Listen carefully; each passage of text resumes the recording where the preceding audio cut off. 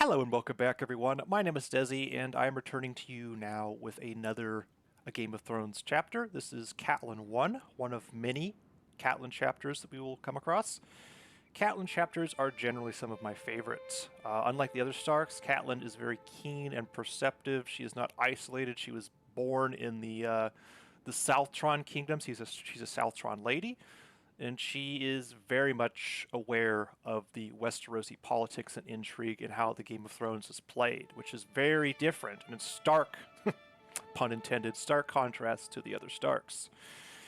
She is at the forefront of a lot of life-changing events and world-changing events, and it's very, very fun to read her POV from somebody who understands how the wheels turn in this very corrupt, feudal, and merciless system. This chapter is very much focused on character building, which I'm fine with. Although, for somebody who's just picking up the books, this chapter might seem a bit tedious, but there's a lot of things that are laid down, a lot of context that are needed going forward. But I love this chapter.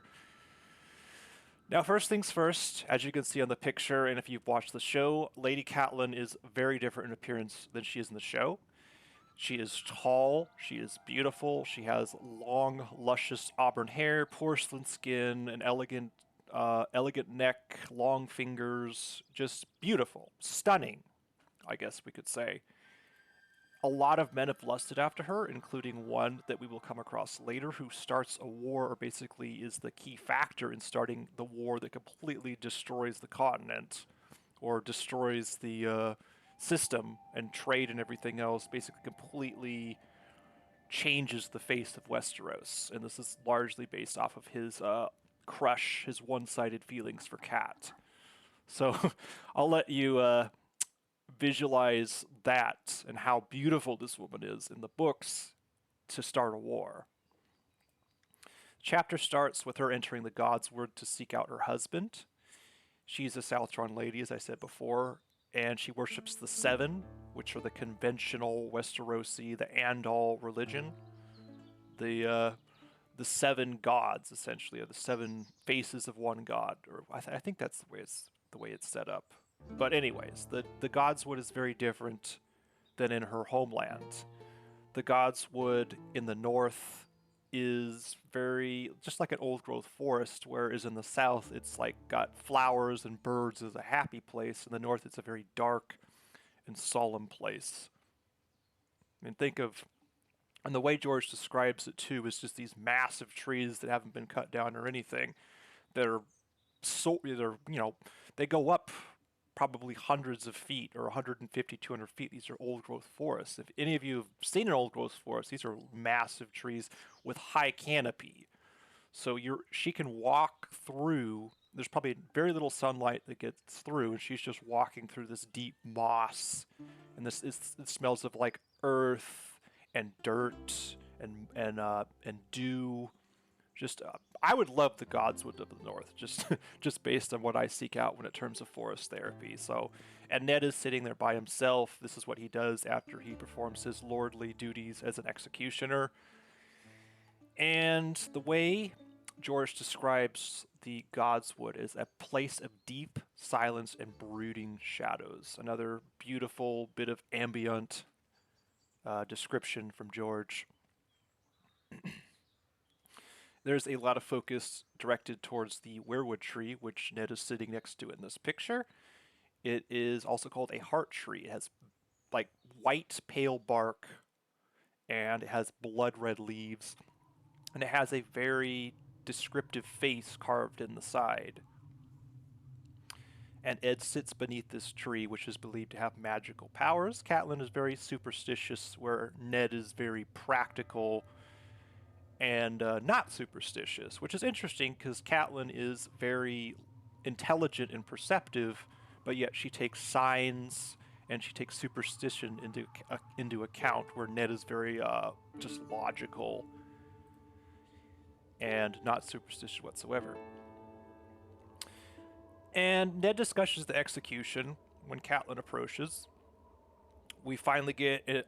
We finally get excuse me, we finally get a description of the trauma that Garrett was going through, We still don't get what the full conversation was. Ned just says that he died well, but Ned is also very bothered in the manner of which this man dies, because Ned knows that this man is no coward. Why did he desert the watch after being like he had his ears frozen off and all this other trauma that happened to him? What put him over the edge? And Ned even describes that as he was talking to him, his words did not reach Garrett. Garrett was just so far traumatized and gone that he was deaf to all reason and just kind of wanted to be done and was almost happy to be executed. He just wanted to get as far away as possible from the wall. And this is deeply troubling. Ned, of course, blames the wildlings because that's what they all do. Catelyn, on the other hand, she's a Southron and doesn't really know what's north of the wall. She actually has a better idea. She's like, this is something more than wildlings. Like, you can't just blame the wildlings on everything. Meanwhile, Ned blames the king beyond the wall, Mance Rayder, and that's our first Easter egg there, talking about Mance Rayder. Mance Rayder becomes very important later on. And another Easter egg is Ned is kind of dismissing her concerns about it being something more than the wildlings by saying, oh, well, it can't be the others. The others have been dead as long as the children of the forest. And that comment, that prediction, ages like a banana. Ned is very wrong, and Catelyn is very right, which, spoiler alert, that's going to happen a lot. Catelyn is wrong often, but Ned is wrong a lot more, and Catelyn is right a lot more than Ned with these sorts of things. And, of course, Catelyn pushes back, saying, well, okay, you're saying the children of the forest and the others don't exist, but we just saw a direwolf. What are you talking about? And he concedes and says, yeah, I should have known better than to argue with the Tully. And he says this kind of jokingly. And of course, this reinforces that the Tullys, especially Robb and Catelyn, are very stubborn individuals. So that's another bit of character lore. And then Catelyn very delicately lays out the fact that Ned's godfather and the former hand of the king, Jon Arryn, has passed away, probably due to foul play, but I don't think she mentions that directly. Ned takes this very hard and is very distraught over it, because Jon Arryn was basically like a godfather to Ned. They were very close, and it's like losing a father figure. But Ned's character, and Ned being who he is, immediately is like, well, what about you and your sister? Her sister was married to Jon Arryn, is now widowed, and he's more concerned about her sister than he is his own grief, which again just shows how selfless Ned is. And Catelyn, just to kind of dampen the blow, says, okay, it's sad. I'm not going to go with the kids to go visit Lysa, my sister, and her kids, because King Robert is coming here. And immediately Ned goes from depressed and sad and stricken to, oh my gosh, my best buddy is showing up. And we learn later on that Ned and Robert are very close. They're like brothers. So he lost his godfather, but at the same time his brother figure, Robert, who he hasn't seen in 7 years or 6 years or something like that, is coming to visit him, and Ned is now ecstatic. So this is, again, Catelyn knowing her husband, being able to communicate well, and just, again, shows the dynamics of their relationship. Catelyn's very concerned because Robert Baratheon is his sigil is a stag, and the Starks is a direwolf, and she had just heard about the direwolf being killed by the antler in its throat. And she takes this as a sign. And if she were to bring this up to Ned, he would dismiss her because that's how he is. He's very not superstitious at all and very practical. And he would just be like, oh, you're being silly. You've been listening to old Nan too much. But Cat decides to let this go and puts on a happy face for her husband, even though she's very concerned and worried about war, because Ned just talked about going north of the wall to put Mance Rayder down and stop the wildlings. But she lets all that kind of simmer underneath the surface and puts on a brave face for her husband, who she deeply loves and is happy that he's happy. But she also says, hey, yeah, Robert's coming, but the queen is also coming, and so are her brothers. And this causes Ned to grimace because he is not a fan of the queen's family, the Lannisters of Casterly Rock, and her brother, the Kingslayer. And that is where the chapter ends. It is Ned being distraught about the loss of his godfather, but being ecstatic about, and this is, again, Cat kind of parsing news out, like, hey, your godfather's dead, but your brother figure is coming.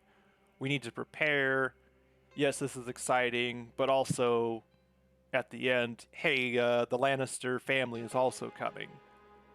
So just her balancing it out with her husband and judging his moods. Again, showing the perception of Catelyn. It's a relatively short chapter, but we learn a lot about Cat and a bit more about Ned. It really does focus on Kat's perception and intelligence, her kind of tiptoeing around her husband, judging what sort of mood he's in, and also the very healthiness, or the healthiness of their relationship and their boundaries. This is one of the few relationships in the book that's actually what I call a good marriage. These are two people that get along and love each other. There is a true love. They lust for each other and everything else. They desire each other, and it's beautiful. And don't get used to it, because there aren't a lot of wholesome, heartwarming, so to speak, chapters like this. And when you look back and you start getting into the latter books, you start almost getting nostalgic for these chapters. So enjoy them while you can, because they are not going to last forever, and winter is coming. Anyways, thank you all for watching. Please like, comment, and subscribe if you want to see more of these, and I will see you in the next one. Peace.